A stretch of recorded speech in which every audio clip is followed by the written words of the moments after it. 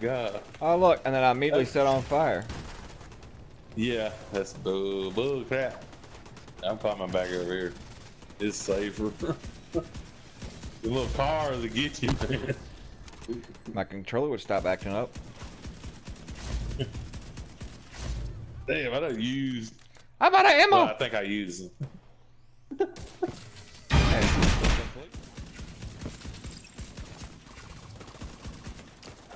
Attack.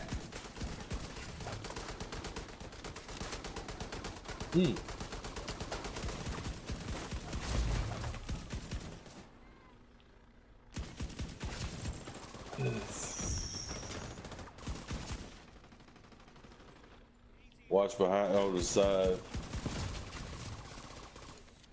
Damn, dude with that grenade launcher, man. I'm about to blow on his ass right now, Governor. Good thing he's hitting the top. Hey, he dead now.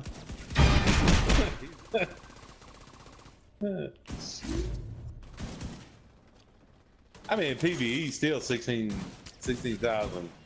Still pretty good. What?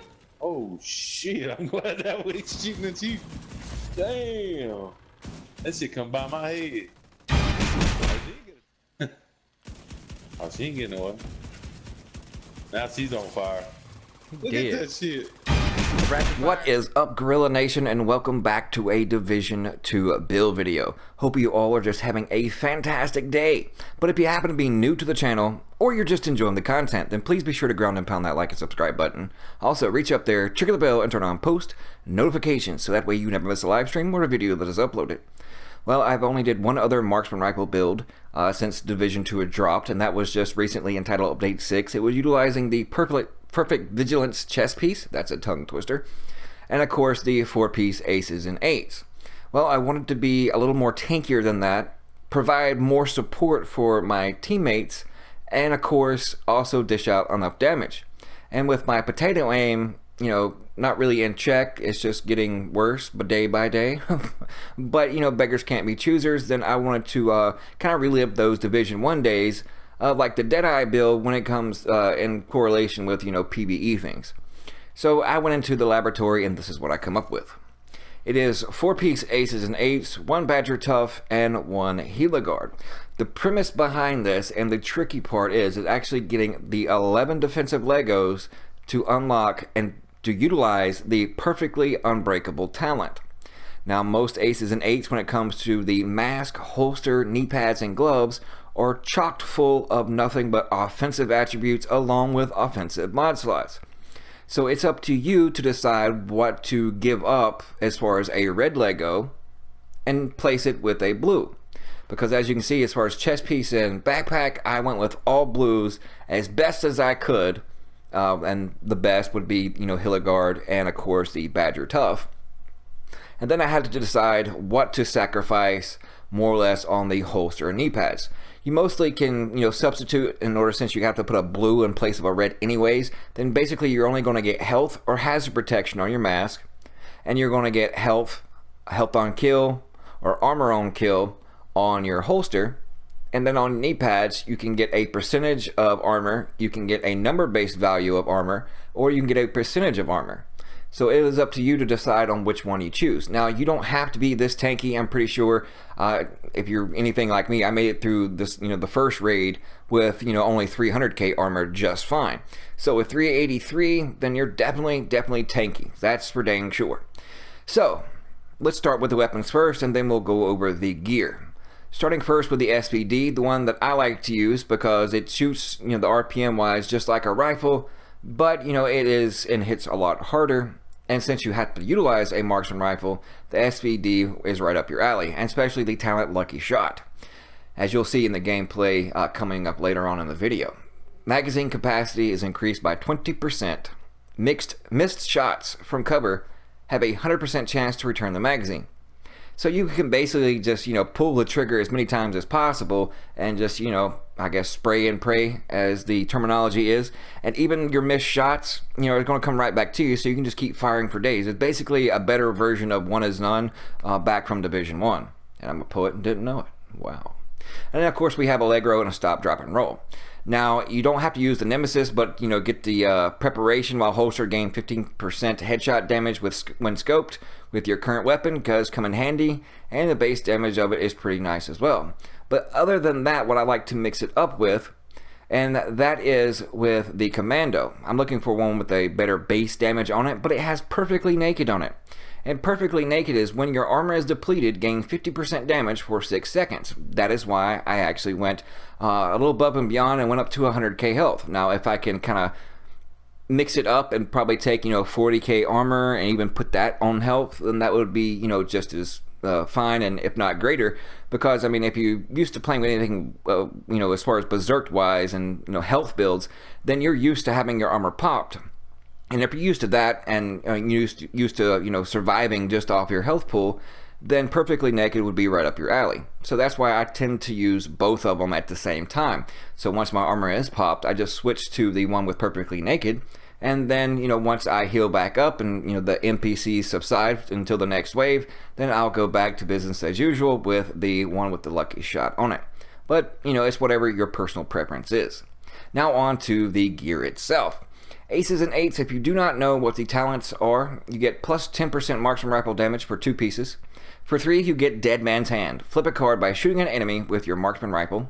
Headshots flip 2. Full House increases magazine size by 100% for 10 seconds. 4 of a Kind grants 30% bonus armor for 10 seconds, and Aces and 8s grants the next 5 bullets 100% bonus damage. Requires utilizing the Sharpshooter specialization. Of course, we do have. And then we have Sheriff's Favor for 4 pieces. Effects of Dead Man's Hand are applied to all of your party raid members. Sharpshooter also required. So if you have another teammate and you all just happen to be running Aces and 8s together, then you're going to be a tremendous force, especially if you both proc that Dead Man's Hand repeatedly back and forth, and then depending on what your teammates need as far as the extra ammo, the extra armor, or if there's just one of you in the group, it is just fine because you're going to be helping out all your team. But especially like on the raid, it's good to have at least one on each side for A and B, and that makes things a lot easier and a lot faster and a lot less of a headache. But I went with leaving the 7% crit chance on here and applying the 50% damage to elites. And of course, in the mod slot, we have 3% marksman rifle damage and 2% weapon damage. On to the holster. The holster, I haven't really found a good one. I would preferably like that 8.5% crit damage just to be crit chance, but beggars can't be choosers. And I have 31,897 health, and then it has 2 offensive mod slots, and I get another 4.5% marksman rifle damage in one, and then another 4% marksman rifle damage in the other. Now, if you have better offensive mods, then your numbers will reflect that as you see fit. But with that much armor, then I mean you don't have to basically worry about anything. Now on to the knee pads. Knee pads, I rolled on it 10% total armor.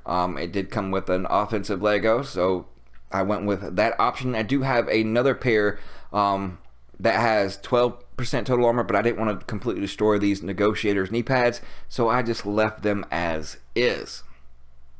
And then they have an offensive and a defensive mod slot. So that's another 5.5% marksman rifle damage going to the marksman. And then we have an armor mod for 4635 armor, 3.5% total armor, then 406 armor regen. Now on to the gloves. The gloves, 12% marksman rifle damage and 8% rifle damage, and it also has an offensive mod slot. And that's 5.5% marksman rifle damage additional onto that 12, so 17.5 on gloves. So what I'm missing out on, my backpack and holster, backpack and chest piece, then I make up for it with all these offensive mods. Now on to the chest piece. Yes, it is Badger Top. You get 7% damage to elites for having this one piece. And on this one, I got dropped with 12% total armor, 11% health. And if I am comfortable with dropping that 3800 armor, like I was mentioning earlier, then I can put marksman rifle damage or weapon damage right here in place of that. It just all depends on your personal preference. And at least this is something if I chose to, venture into the DZ to try it out or give my teammates some support when they're just farming whatever, then, I'm tanky enough to withstand any NPCs and most of players. But the only thing, just like in Division 1, the only problem with Deadeye was if you get pushed up on, you know, most of the time you are so you know, paper mache, like if they sneeze on you, you're gonna die. So I wanted something to be a little more tankier. But perfectly unbreakable is 100% of your max armor is repaired when your armor is depleted. Armor kits used within the next 7 seconds or not consumed can occur once every 60 seconds. Now that is PvE. In PvP, I believe it is 35% of your max armor is repaired when your armor is depleted. And then we have a defensive and offensive mod slot. In the offensive, we have 5% marksman rifle damage, and in the defensive, we have 5268 armor with 3% protection from elites and then 2.5% total armor. Now on to the backpack. Now in the backpack, I had to go and switch up the weapon damage that was on it because I needed that one extra defensive Lego to get the 11 in order to unlock the perfect unbreakable. So I went with more armor. Why not? And then we have vital, since, you know, I wanted that health up, but yet, you know, I could have went with hardened instead of rolling anything, and that would put me over 400k armor. But, you know, like I said, I wanted to have the choice whether I wanted to run naked or a lucky shot. So with vital on here, it gave me more of an opportunity once my armor is cracked in order to use naked on that SVD. And efficient, as you can see, it is darkened because it's not effective, it's not procced, it's not open because we are utilizing unbreakable, and you can't use unbreakable and efficient at the same time. Now it has a defensive and an offensive mod slot. I get another 5% weapon damage to my marksman, 5107 armor, 3% total armor, then 1619 armor on a kill on my backpack.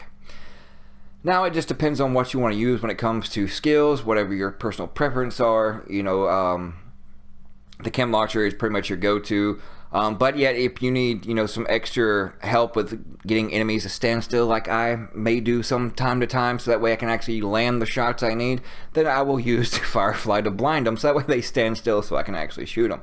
But let's go on to the character sheet, shall we? There's the weapon damage, the PvP, crit chance, stability. And I only have 9.5% all weapon damage because of the chest piece and backpack. No weapon damage on them. But then I have 62% marksman rifle damage bonus just from all those many mod slots. And I'll scroll through quickly, not reading off every single one.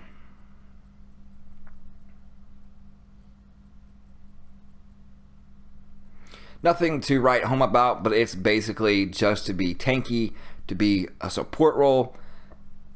And plus you can do damage with it as it is. And just on this SVD, just by switching out, you know, one or two things here and there, then I can get 67% damage to elites. But to use the scope that I want to, that gives me the headshot damage, and also, you know, use the muzzle for that 5% damage to elites, I think 62% is comfortable, especially when you're giving all those buffs to your team.